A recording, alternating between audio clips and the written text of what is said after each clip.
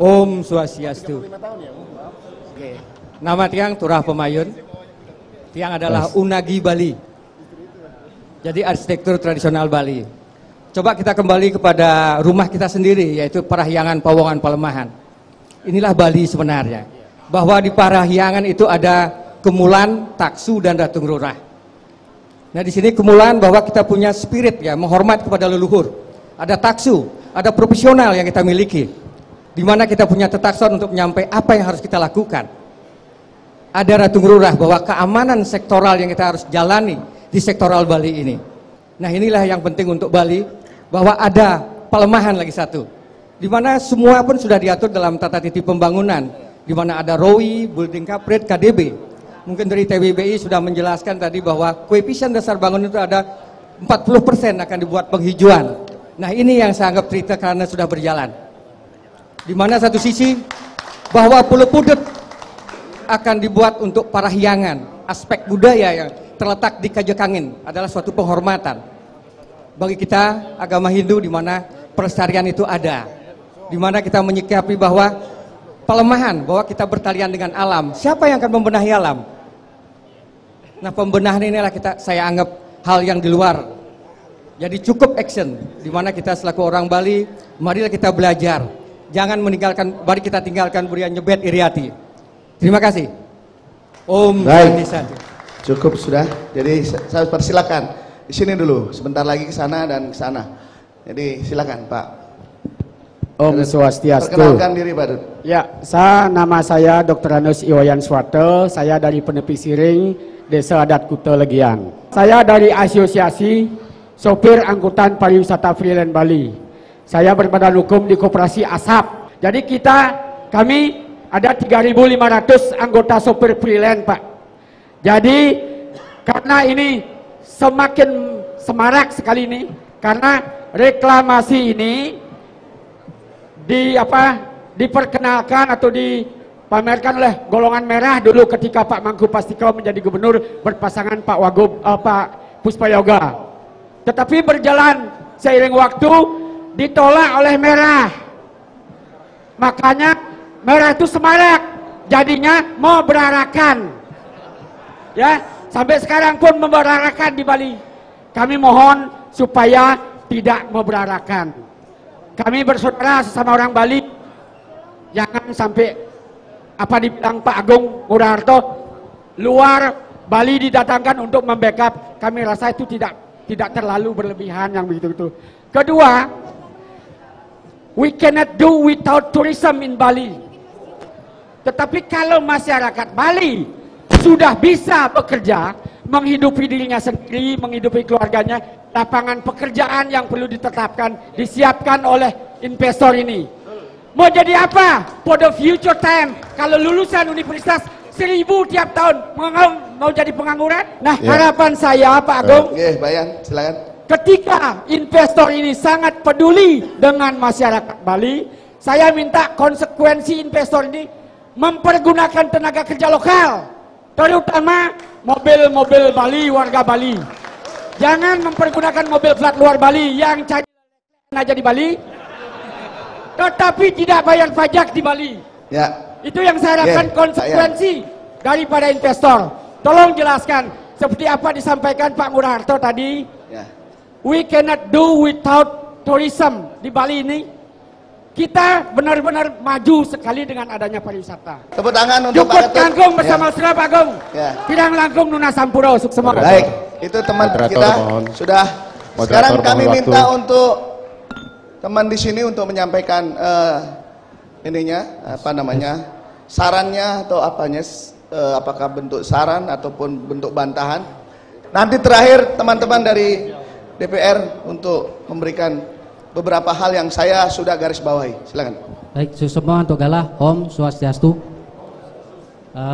Terima kasih atas waktu nemat tiang Kade Agus Sekanata, salah satu pelaku pariwisata, kebetulan training dari SD karena mengikuti orang tua tiang juga guide domestik dari tahun 1976. Suksema kepada Pak Dewarai Budiase yang mengapresiasi wisatawan domestik, yang pemandu wisata domestik dari tahun 94 menyadari betul HPI divisi domestik sekarang ini kurang lebih, mudah-mudahan yang tidak salah data, 4 divisi HPI lain terjun ke domestik.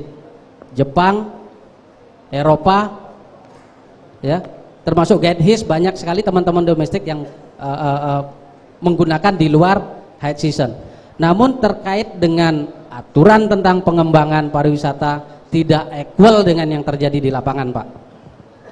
Tidak equal dengan terjadi di lapangan, sehingga selama 14 tahun Tiang Guiding kemudian meningkat menjadi memiliki ikut kerja di travel orang, kemudian menyadari betapa menyedihkannya infrastruktur pariwisata Indonesia.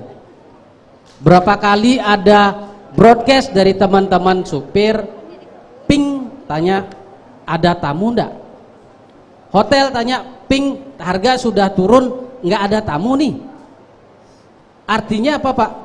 Sejak bom Bali 1-2, asing menurun datang ke Bali. Betul seperti dia katakan Pak Dewo bahwa kondisi alam Bali sudah berubah. Tapi inovasi kita tidak bisa berhenti dari sisi inovasi, Pak. Sekarang saya tanya kepada yang sudah pernah ke Singapura dan Malaysia, berapa banyak orang Indonesia ke Singapura dan Malaysia? Bisa cek di travel, Pak, Antafaya semuanya. Guru SD aja ke Singapura, Pak. Guru SMP saja ke Singapura, boleh cek. Saya berapa kali sempat bawa. Tapi begitu sampai di Sentosa Island, apa yang kita tonton? Singapura tidak punya budaya, cuman operate yang kita tonton. Tiketnya mahal, Pak. Sedangkan di satu sisi bahwa pembangunan hotel di Bali itu dikatakan tidak bisa direm. Tentu pemerintah punya kebijakan 80.000 kamar yang ada di Bali. Apakah tidak cukup untuk menampung? Bukan tidak cukup. Akhirnya kemudian muncul pertanyaan dari teman-teman Director of Sales masing-masing hotel yang selalu menimbulkan keresahan, habis dari hotel A pindah ke hotel B bekerja karena servis apa segala macam. Setelah kemudian saya amati, muncullah satu keresahan saya bahwa sebenarnya adalah kue yang mengecil, Pak. Kuenya mengecil bukan berarti kamar yang banyak, keliru. Terbukti ada pengembangan bandara yang targetnya katanya 22 juta penumpang, inovasinya di mana untuk mendatangkan wisatawan. Tapi ketika Malaysia bikin reklamasi, Singapura bikin reklamasi, kita yang datang ke sana, Pak. Ketika ada satu konsep di mana pariwisata berbonus penyelamatan lingkungan, ya, kemudian kita tidak bisa menafikan bahwa kondisi sekarang di Bali sudah tidak zaman 20 tahun lalu. Paling tidak berarti pelaku pariwisata bisa berkumpul mendorong kepada kebijakan pemerintah bahwa konsep pariwisatanya pun mesti diubah atau diinovasikan. Boleh modernisasi muncul, tapi bisa nggak tadi seperti tadi diperlihatkan ada 3D kalau tidak salah, sama seperti di Sentosa Island. Bisa nggak hikayat color raw yang dimunculkan di sana? Kemudian tamu bertanya, di mana saya bisa nonton di situ? Ada kecak pendirinya di Bedulu. Kenapa harus Uluwatu yang bisa mendapatkan tiket yang 100.000 per pack? Tapi Bedulu dapat apa? Nah, bisa enggak kemudian bahwa program dari investor ini hanya sebagai etalase, kemudian mengembangkan kue ke 8 kabupaten dan 1 kota? Artinya kita tidak perlu lagi berpikir pro dan kontra. Berikan investor positifnya, kaji negatifnya, dorong masyarakat muncul di depan investor, kami minta ini, bonus demografi bisa diurai. Ya, seperti itu. Sudah. Jadi maka keresahan ini muncullah kami di forum bersama kita satu Bali sebagai intelektual, coba menggodok, mari kita diskusi lebih banyak. Terima kasih. Ya. Om Santi. Baik, dari tadi saya dengar suaranya cewek nih. Tira mana Tira? Tira nggak bicara nih, Tira nih. Ada? Tira? Silakan. Om Lama kita nggak ketemu ini. Terima kasih saya diberikan waktu. Nama saya Tira, saya berasal dari Kabupaten Badung, di mana rencana proyek reklamasi Teluk Benua ini akan dibangun. Pada prinsipnya saya melihat secara langsung masyarakat di Badung yang diributkan adalah tentang ketakutannya terhadap kue-kue atau sektor-sektor pariwisata yang sudah berlangsung di Kabupaten Badung. Sebagian kecil masyarakat di kabupaten menganggap bahwa revitalisasi Teluk Benua akan menggeser sektor-sektor yang mereka sudah jalani bertahun-tahun. Jadi menurut saya, kita selaku warga Badung dan warga Bali, ketika proyek reklamasi Teluk Benua ini direncanakan akan dibangun, sepanjang itu tidak melanggar aturan, sepanjang itu tidak merusak lingkungan, dan sepanjang dapat mensejahterakan masyarakat Bali, ayo kita dukung. Selebihnya, jika memang kita bisa, jangan sampai kita menjadi penonton di proyek ini. Betul kata kawan-kawan tadi, kita harus membangun sebuah bargaining juga terhadap investor, bahwa nilai-nilai lokal dikedepankan dalam proyek ini. Tidak semata-mata ingin mendatangkan budaya-budaya dari luar. Itu yang utama. Terus kemudian yang kedua, memang harus yang diutamakan dalam penerimaan tenaga kerjanya adalah dari Bali. Buat apa selama ini ada SMK pariwisata, tapi daya tampungnya tidak ada di Bali, justru keluar. Dan yang terakhir tentu adalah bisa mensejahterakan masyarakat Bali. Jadi itu yang saya bisa sampaikan. Terima kasih. Terima kasih. Ya.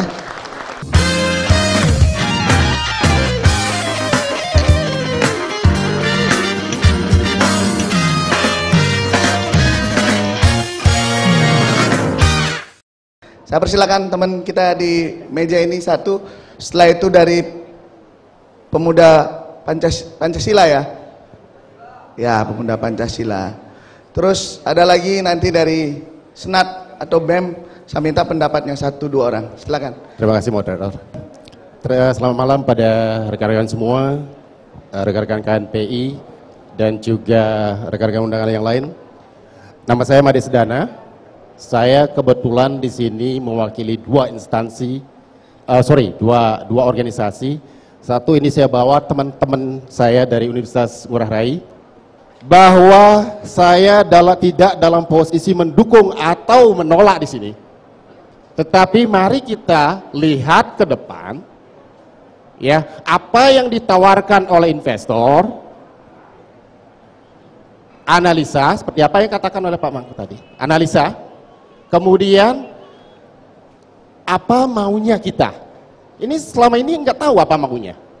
Ada yang mengatakan adalah banjir, karena banjir dan sebagainya, ditolak dan sebagainya. Kemudian pencemaran limbah. Kalau mengenai pencemaran limbah, terus terang aja saya adalah praktisinya. Ya, jadi dalam hal ini intinya adalah tolong diskusikan dengan baik karena ini akan berlangsung terus. Ya, intinya adalah di sini adalah kalau sudah sinkron jalan. Oke, saya sudah tangkap. Kita pindah ke depan sana ke. Terima kasih moderator. Saya sudah dimarah-marah ini sama adik saya nih. BEM Udayana. BEM Udayana dulu. Silakan. Selamat malam. Nama saya Diana Adriani. Saya perwakilan dari BEM Fakultas Ekonomi dan Bisnis Universitas Udayana. Sebelumnya mungkin di sini ilmu dan pengalaman saya masih kurang sekali dibandingkan dengan bapak-bapak dan ibu-ibu sekalian. Jadi saya mohon izin untuk turut dapat bersuara dalam diskusi ini. Setelah menyimak berbagai sudut pandang terkait masalah revitalisasi dan juga reklamasi ini, menarik sebuah benang merah bahwa semua pendapat baik pro maupun kontra tentunya semuanya ini mengarah pada keinginan kita untuk membuat Bali menjadi lebih baik. Kami sebagai mahasiswa bersikap netral. Kami setuju bahwa ketika kita berbicara tentang pariwisata, tentu kita tidak hanya membicarakan tentang pariwisata itu sendiri, namun kita juga harus membicarakan berbagai aspek yang substansial terkait dengan hal tersebut. Kita juga perlu menyadari bahwa dunia ini setiap saatnya berubah. Dan perubahan di dunia ini tentunya akan membawa dampak bagi kita maupun masyarakat. Sekarang kita mau berubah ke arah yang seperti apa? Jujur saya berharap apapun kebijakan yang ditetapkan dalam menyikapi berbagai perubahan ini tentunya tidak melupakan jati diri kita sebagai bangsa Indonesia, khususnya bagi warga Bali sendiri. Untuk itulah saya mengajak semua orang untuk tidak menelan bulat-bulat berbagai informasi ataupun isu yang beredar di luar. Namun ayo kita bersama-sama mengkaji, kita menganalisis bersama, mau dibawa kemana Bali kita. Kita semua ingin yang terbaik untuk Bali, jadi mari kita saling bahu-membahu membawa Bali yang lebih baik. Baik, ya ini untuk pengelisir-pengelisir yang akan membuat kebijakan. Ini tolong nih suara yang begini, ini suara yang asli dari warga Bali di beberapa tahun. Silakan Warma Dewa. Ya, silakan. Sebelumnya saya ucapkan panganjali umat, Om Swastiastu. Terima kasih atas waktu yang telah diberikan. Saya di sini mewakili sebagai Ketua BEM Fakultas Ekonomi Universitas Warma Dewa. Namun tanggapan saya saat ini bukan sebagai Ketua BEM atau mewakili mahasiswa teman-teman di Warma Dewa, melainkan ini tanggapan saya secara pribadi. Dari sekian banyak tanggapan-tanggapan yang telah Bapak-Bapak dan Ibu-Ibu sampaikan, menurut saya pribadi, revitalisasi untuk Teluk Benua ini sangat bagus karena kita sebagai mahasiswa punya peluang besar untuk lebih maju dan kita sebagai mahasiswa pun harus meningkatkan kualitas diri kita sebagai mahasiswa, bukan sekedar kita yang hanya belajar yang adem ayem istilahnya, tapi kita bisa membangkitkan kemampuan kita yang ada dalam diri kita. Dan di sini bagi orang-orang yang telah berkumpul di sini bisa menyampaikan apa yang kita dapat dari forum diskusi ini ke masyarakat maupun ke teman-teman kita di mahasiswa, sehingga kita bukan sekedar omong belaka, tapi kita melakukan sesuatu untuk Bali dan untuk diri kita sendiri.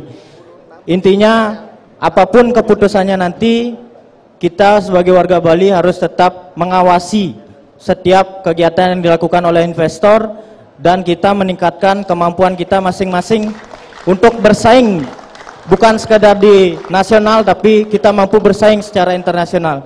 Sekian pendapat saya, terima kasih. Baik, terima kasih. Waduh, ini sebenarnya banyak sekali yang sudah angkat tangan, ya, banyak sekali, bahkan ribuan mungkin yang angkat tangan hari ini. Ada beberapa hal yang saya garis bawahi. Yang pertama, ada 1-2 hal yang mendasar, yang tadi ditanyakan oleh beberapa teman-teman kita. Yang pertama, bagaimana budaya ini dipertahankan?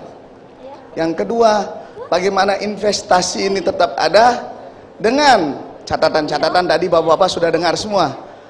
Kalau proyek ini untung, kenapa katanya pemerintah daerah nggak ngambil? Kenapa kasih yang lain? Itu saya dengar di belakang tadi. Ya. Nah, kemudian nanti kita tanyakan kepada Bapak-Bapak kita ini, ya. Kemudian bagaimana ke depan? Apakah kita masih ditipu-tipu kayak Bandara Ngurah Rai? Apakah kita masih ditipu-tipu oleh proyek-proyek yang lain? Bagaimana pengawasannya? Nah, tentu kita tanya nih ke Pemda nih, pemerintah dulu nih. Inggih titiang anu dumun memperkenalkan diri dumun. Titiang saking nungsu penideg. Titiang meparap ngakan madi samudra. Nah, kebetulan titiang puniki duduk ring DPRD Provinsi Bali. Nah, sarang niki wenten Pak Kade, wenten Pak Nengah Tambe begitu di Provinsi Bali.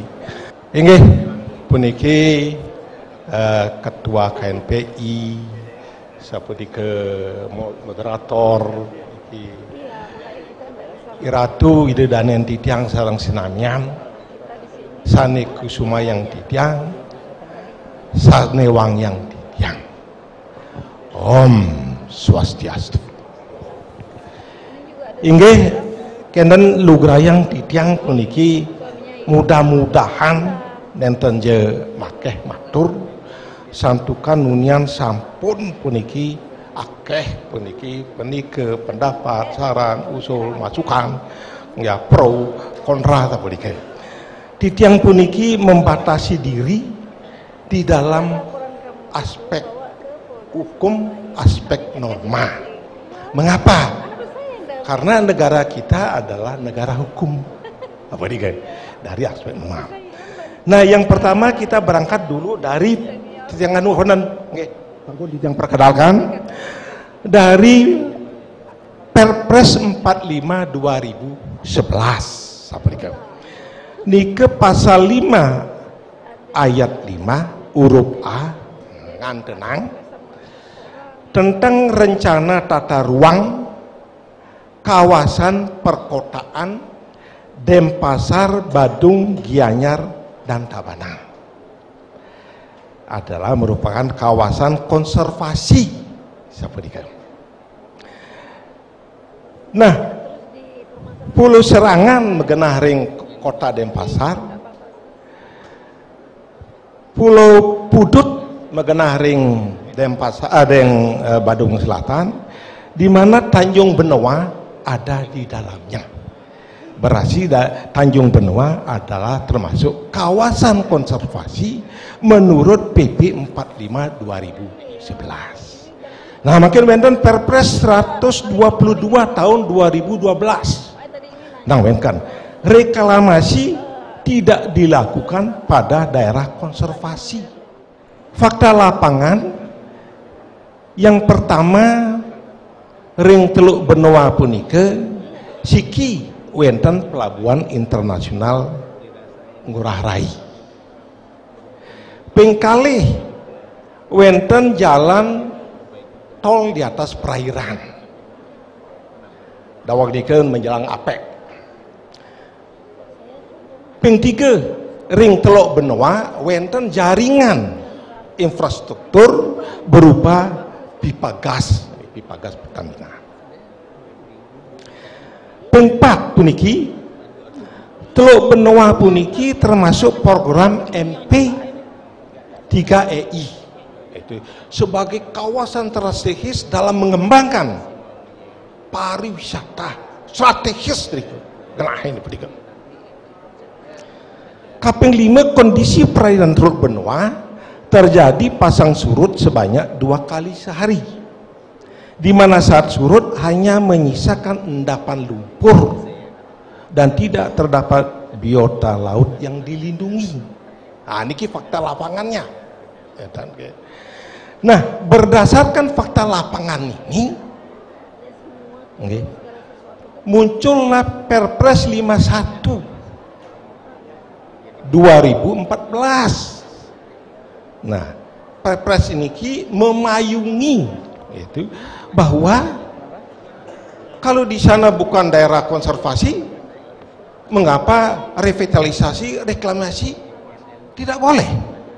Ah, niki Perpres 51 sani anu payung hukumnya iri ke dados saprika. Nah, makin wenten naler mengapa revitalisasi, reklamasi itu tidak dilakukan oleh pemerintah? Apakah itu pemerintah pusat, pemerintah provinsi, pemerintah kabupaten dan kota? Di tiang boyo dengan aturan pemerintahan enten medui jina, tapi masih banyak prioritas yang harus didahulukan. Nggih, kartu pintar, kartu sehat, kartu sejahtera. Wah, kartu sejahtera malih make infrastruktur. Nggih, tol laut, napi dam. Wah, make pisan pun niki yang perlu didahulukan. Nah, ring aturan titiang nalar anu ngaturan pihak ketiga tidak dilarang. Pihak ketiga boleh, tidak dilarang, diatur ya. Ambil contoh makin JDP.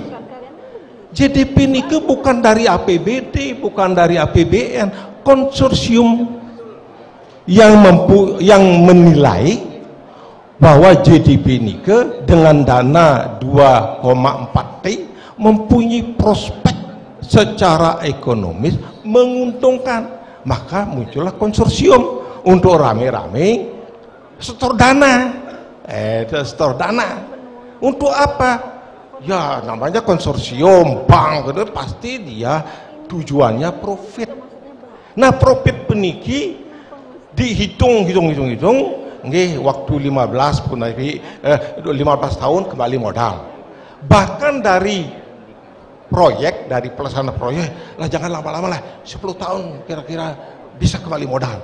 Kalau 10 tahun sudah bisa kembali modal, tinggal selanjutnya ngantos nenek-nenek, kaki-kaki itu anak cucu tinggal menikmati hasilnya.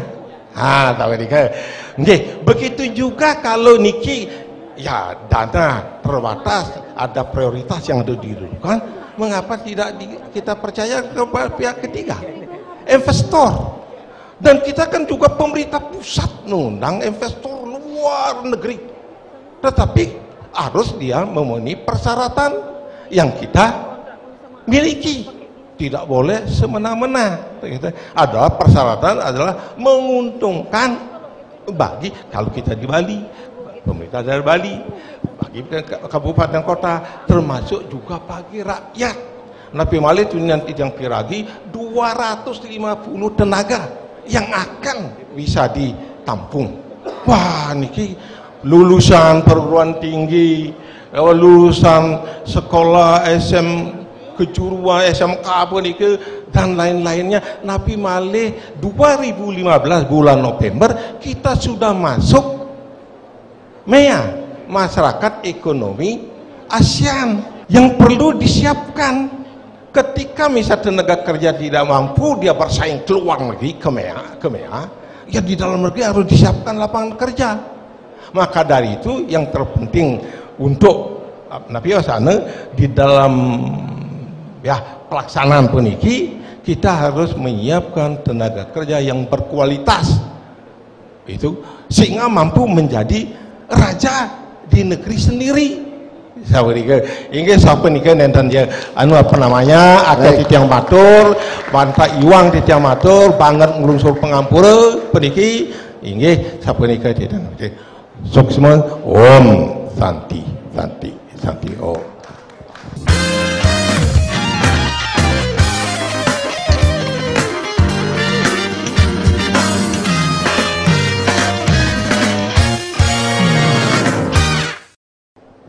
Terima kasih waktunya.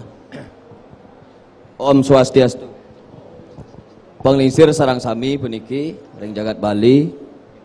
Pertama yang harus titiang sampaikan, titiang apresiasi KNPI bahwa telah melaksanakan suatu acara dialog publik, bahwa pada saat ini juga dipertemukan antara pro dan kontra. Itu yang menarik. Terlepas daripada yang kontra mungkin pada saat ini sedikit yang hadir, itu tidak menjadi persoalan, karena baru-baru ini kita dari DPRD bersama DPD, kebetulan Pak Lola hadir ini, mengadakan suatu acara yang sama, cuman konsepnya yang beda, bahwa pada saat itu dibagi menjadi 2 sesi. Yang pertama yang pro, yang belakangan yang kontra. Bahwa pada saat itu saya masih ingat, kebetulan Pak Kadek hadir di sini, mungkin sebentar bisa disampaikan bahwa saya mengusulkan suatu saat kita harus punya keberanian untuk mempertemukan yang pro dan kontra secara langsung, bukan untuk berantem secara fisik, tapi adu argumentasi. Kalau yang pro itu argumentasinya apa? Harus jelas.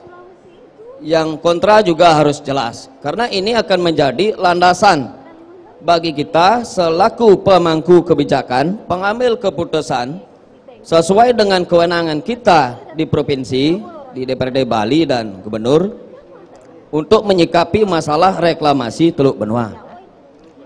Bahwa tadi sudah disampaikan oleh senior Titiang, jadi Pak Akan Samudro ini beliau Dumun Ketua Pansus Sonasi. kebetulan pada saat ini posisi ketua pansus dipercayakan oleh teman-teman DPRD Bali ke diri Tiang. Jadi perlu Tiang tambahkan bahwa kawasan Teluk Benua itu adalah kawasan strategis, Pak. Dilihat dari sisi ekonomi. Sehingga ketiga pemerintahan baik pusat, provinsi maupun kabupaten menjadikan kawasan Teluk Benua dalam tata ruang masing-masing sebagai kawasan strategis.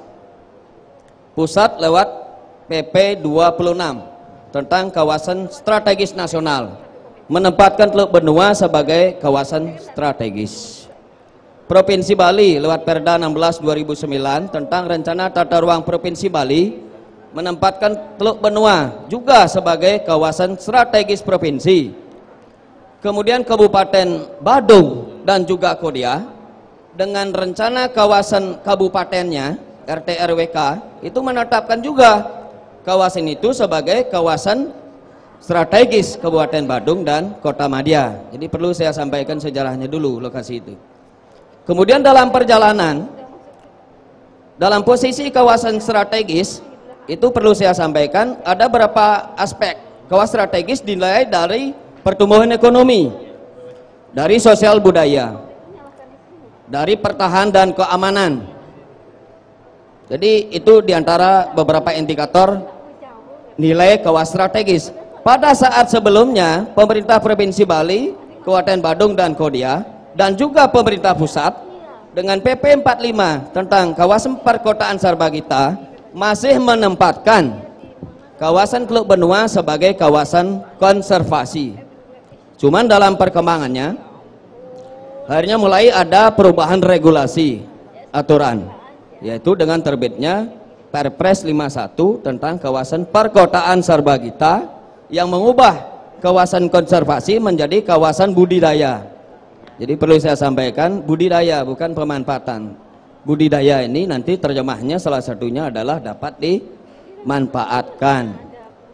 Jadi itu yang pertama perlu saya sampaikan, sehingga kita akan mengajak cara berpikir baik yang pro ataupun kontra. Kira-kira untuk jalan dan tidaknya posisinya ada di mana? Posisinya kita berbagi, Pak, sesuai dengan kewenangan masing-masing pemerintah daerah, kabupaten kota dan pusat. Pada saat sekarang karena proses rencana revitalisasi Teluk Benua yang salah satunya ada rencana untuk mereklamasi 800 hektar yang kemudian sudah disederhanakan tadi, sudah dijelaskan hanya sebagiannya akan direklamasi. Itu prosesnya pertama sudah ada di pusat. Proses sudah ada di pusat bahkan oleh pemerintah sebelumnya. Saya dengar info bahwa sudah terbit yang namanya izin lokasi. Sudah, Pak? Sudah. Izin lokasi sudah terbit. Itu diterbitkan oleh siapa? Biar tidak salah. Jadi kalau orang ngasih info itu biasanya agak menyesatkan. Itu dikeluarkan oleh Kementerian Kelautan pada era kementerian terdahulu. Tapi sebagai sebuah kelembagaan itu tergantung yang sekarang mau terus apa enggak. Karena sudah pegang izin lokasi, proses selanjutnya tentu proses AMDAL sudah sedang dikerjakan. Proses selanjutnya kalau sudah AMDAL disetujui, lagi-lagi di pusat ini, baru akan terbit izin pemanfaatan ruang. Setelahnya itu baru turun ke pemerintahan provinsi. Karena kawasan itu adalah kawasan strategis provinsi, jadi butuh rekomendasi daripada pemerintah Provinsi Bali. Tentunya eksekutif, legislatif, gubernur, DPRD akan ikut mempertimbangkan apa yang mesti kita lakukan pada saat itu. Kemudian untuk jalan dan tidaknya ada lagi satu, bahwa di dalamnya ada proses pembangunan, ada yang namanya izin mendirikan bangunan. Itu ruang ranah kebijakan ada di kabupaten kota. Jadi prosesnya sedemikian panjang, Pak, sehingga tidak benar bahwa saya perlu luruskan. Kebetulan saya ketua pansus zonasi, bahwa disinalir ketika Raperda arah zonasi ini menjadi perda, reklamasi akan jalan. Wah, itu salah total Pak. Berarti saya ini bisa bikin aturan sekaligus saya bisa keluarkan izin. Jadi harus dibedakan itu antara orang yang mengeluarkan aturan, lembaga yang mengeluarkan aturan dengan mengeluarkan izin. Karena dalam penataan ruang berdasarkan Undang-Undang 26 2007 tentang penataan ruang, dalam pemanfaatan ruang ada 3 Pak. Pertama ada perencanaan. Itu dikonkretkan lewat keluarnya regulasi atau aturan dari pusat sampai ke daerah. Kedua adalah pemanfaatan dan pengendalian. Ketiga adalah perizinan. Jadi harus dipisahkan itu. Semuanya kita berbagi tugas, termasuk Bapak sekalian, termasuk adik-adik sekalian. Apapun yang menjadi sebuah rangkuman hasil diskusi hari ini itu sangat penting bagi kita, bagi DPRD, khususnya karena kami dari DPRD dan tentu juga dari eksekutif dalam rangka menyikapi kebijakan yang akan kita ambil di kemudian hari. Itu penting itu satu. Kedua, perlu saya sampaikan sedikit saja. Saya sangat senang bahwa dalam menyikapi proses reklamasi Teluk Benua, bahwa di sini sudah terungkap ada setuju dan tidak setuju. Itu harus Pak, harus ada sikap. Bahwa saya kurang setuju tadi bahwa penggagas acara, mohon maaf bukan oleh lembaga ini, mungkin belum perwakil lembaga, oleh moderator menyatakan bahwa KNPI netral. Wah, bagaimana ini? Yang menyelenggarakan acara akan netral. Jadi kita harus bersikap nanti Pak. Seluruh rakyat Bali harus bersikap dan harus itu. Karena tanpa rakyat bersikap, kita tidak bisa bersikap Pak. DPRD tidak akan bersikap. Kita menunggu sikap Bapak. Tentunya kita akan kombinasikan antara sikap dalam bentuk aspirasi, kemudian regulasi atau aturan mungkin ke tidak, sebagaimana yang kami paparkan, kemudian manfaat dan keuntungannya bagi masyarakat Bali. Mungkin sekian Pak, terima kasih. Baik, terima kasih. Ya. Om Swastiastu. Selamat sore saya ucapkan kepada Bapak Ibu yang hadir pada hari ini. Saya sedikit saja, saya bicara atas nama Ketua Komisi 3 DPRD Provinsi Bali. Saya nama singkat saja Tambe, lebih bagus dipanggil begitu, gitu ya. Jadi yang pertama saya ingin sampaikan, saya appreciate dulu sama adik-adik kita. Saya berbangga sekali pada hari ini bahwa paling tidak acara ini telah digagas oleh adik-adik kita dan kita bersatu padu di sini antara pro dan kontra. Kemudian saya juga mencermati dari semua hasil pembicaraan di sini, yang paling kita sadari bersama adalah dari perdebatan dari hari ke hari, mungkin sudah 2 tahun Pak ya, paling tidak kita satu pengetahuan kita bertambah. Kita setuju itu. Yang mula-mula kita tidak baca buku, tidak tahu reklamasi, tidak tahu laut, tidak tahu biota, kita sudah mulai baca-baca buku. Nomor 2, kita sudah saling menyambung temu wirase, ya kan? Jadi 2 bulan lagi, mungkin ke depan lagi 1 bulan lagi kita ketemu lagi di hotel mana, nambah lagi teman gitu ya. Ini bagus buat kita. Kita harus positif menanggapinya. Itu ya. Jadi kita sebagai Komisi 3, tadi saudara saya ada hadir Pak Akan Samudro, kebetulan dari satu fraksi, ada beliau Pak Kadek Diano, kebetulan beliau dari Komisi 3. Beliau dari Komisi 1 bidang hukum, dan beliau sekarang duduk sebagai Ketua Pansus dan Wakil Ketua Pansus Sonasi.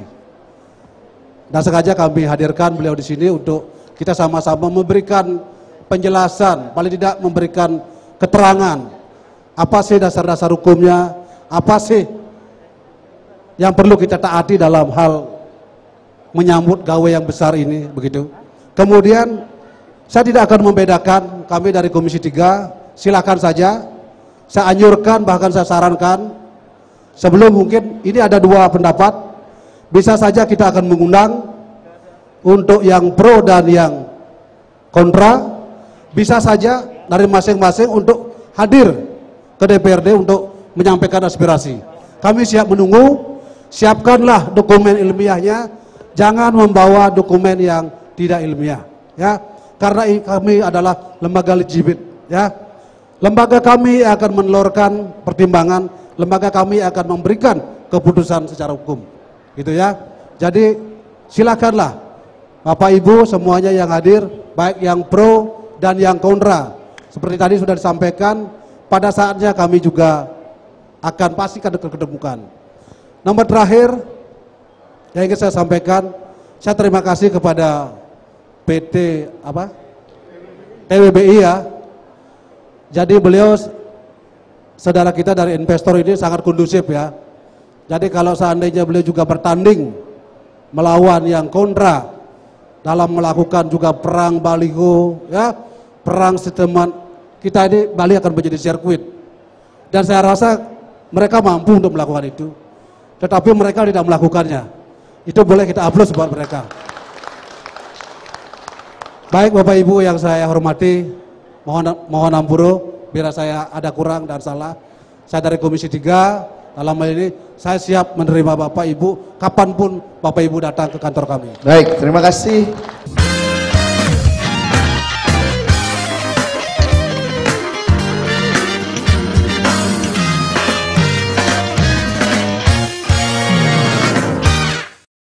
Om Swastiastu. Assalamualaikum warahmatullahi wabarakatuh. Salam sejahtera buat kita semua. Nasampura untuk keterlambatan nih, santukan baru datang dari acara reses. Titiang sesuai dengan undangan, nama saya IKD Arimbawa, anggota Dewan Perwakilan Daerah Republik Indonesia, periode yang kedua tahun 2014-2019. Terima kasih kepada KNPI. Ini barangkali acara pertama Titi yang bisa menghadiri acara KNPI. Mudah-mudahan ke depan ada acara-acara lagi, kami siap untuk datang. Untuk tema yang diambil menyikap tabir di balik reklamasi Teluk Benua, sebenarnya ini saya bilang terlambat sekali karena sudah lama ini permainannya, bola ini sudah lama sekali, tinggal setuju atau tidak. Saya di DPD periode yang kemarin 2012 pernah mengadakan acara menyikapi tentang reklamasi ini. Saya undang yang pro, saya undang yang kontra. Yang datang cuma yang kontra. Yang pro tidak ada pada saat itu.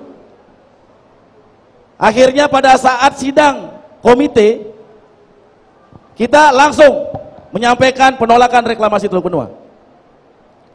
Di periode yang sekarang ada salah satu surat datang dari PT TWBI ke kantor kami untuk bisa mendengar apa maksud dan tujuan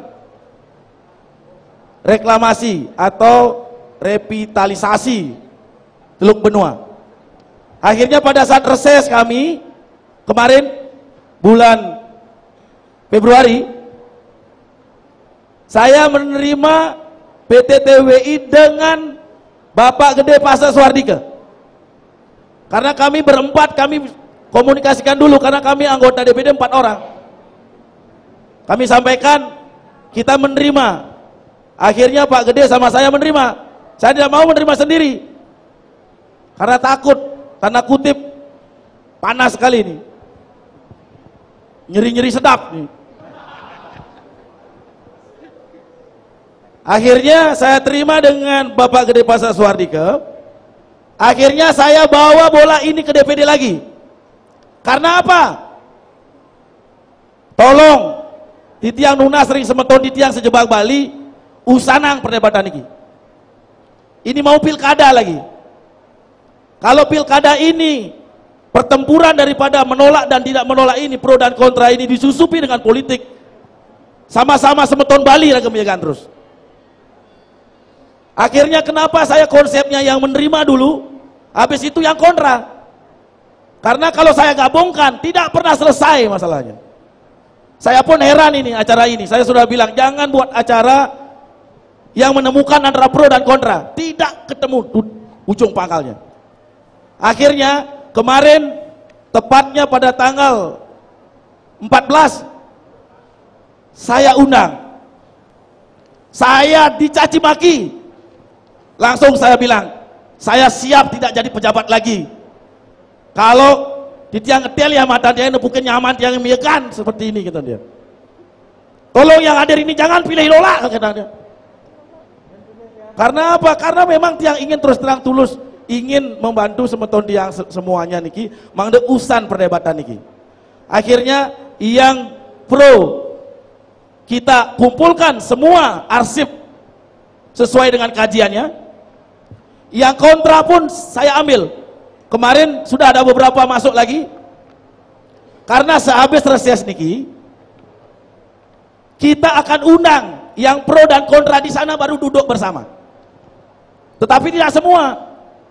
Karena yang mempunyai hak berbicara seperti yang provinsi, teman-teman mempunyai legitimate yaitu DPRD Provinsi Bali. Ini wakil rakyat di Bali.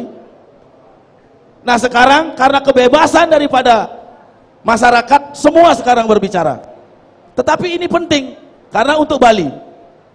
Akhirnya barang reklamasi tiang tahu dari A sampai Z baru-baru ini.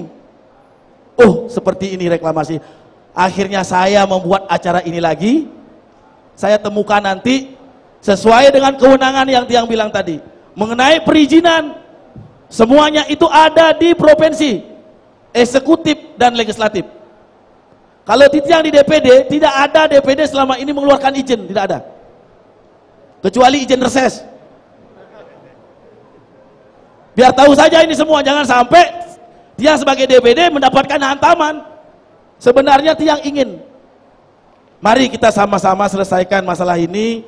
Yang pro, saya akan undang lagi ke Jakarta. Dan yang paling penting, mudah-mudahan apakah di sini bisa hadir yang mengkaji Universitas Udayana, akademis Universitas Udayana yang mengeluarkan kajian. Saya pun masih setengah-setengah ini dengar. Dulu kajiannya memang bagus dan menerima atau bagaimana, sekarang berubah dalam hal kajian. Nah, tidak apa-apa itu bagi saya, tidak apa-apa. Yang penting hadir, saya akan undang. Karena apa? Karena akademisi akan ketemu dengan akademisi. Para profesor doktor yang mengkaji pro yang menerima ini akan ketemu dengan akademisi yang kontra. Karena sama-sama akan ada sudut pandangnya. Sama seperti melihat orang yang tinggalin uling kau lea, tinggalin uling kangin belum tentu lea gitu. Makanya titik yang sampaikan yang kontra jangan anggap Ilola itu main-main, enggak sama sekali. Yang pro juga baru saya mengambil kajiannya, jangan dibilang bahwasanya Ilola sekarang pro, tidak.